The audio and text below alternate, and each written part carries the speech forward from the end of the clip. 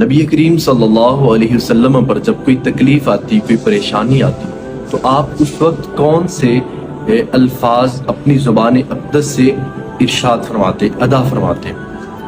ہمارے یہاں عام طور پر یہ ہوتا ہے جب کسی مسلمان کے اوپر کوئی تکلیف آتی ہے، کوئی پریشانی آتی ہے، فار ایگزامپل کوئی شخص گاڑی ڈرائیو کر رہا ہے، ایک دم سے آگے کوئی گاڑی نکل آئی ہے، یا اس طرح کوئی حادثہ پیش ہونے لگا ہے، تو اللہ نہ کرے ہماری زبان سے جو سب سے پہلے الفاظ نکلتے ہیں وہ کیا ہوتے ہیں؟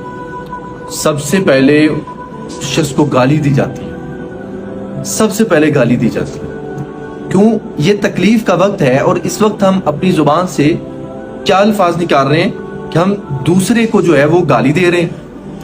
اسی طرح جب کوئی ہمیں کوئی تکلیف دہ خبر پہنچتی ہے تو زبان سے برے الفاظ نکلتے ہیں، بے صبری کی باتیں ہوتی ہیں، اور طرح طرح کے جو ہے نا وہ اعتراض کیے جاتے ہیں۔ مگر سنت کیا ہے کہ بھائی زندگی کے اندر پریشانیاں آنا یہ زندگی کا حصہ ہے۔ ہمیں اسوہ حسنہ نبوی اسوہ اختیار کرنا چاہیے۔ وہ کیا ہے؟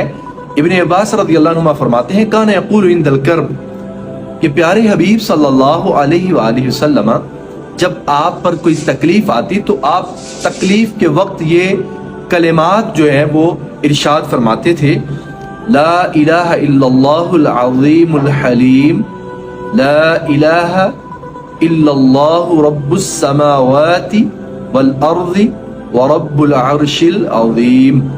یہ وہ کلمات ہیں جو پیارے حبیب تکلیف کے وقت، پریشانی کے وقت ان الفاظ کو اپنی زبان سے ارشاد فرماتے تھے۔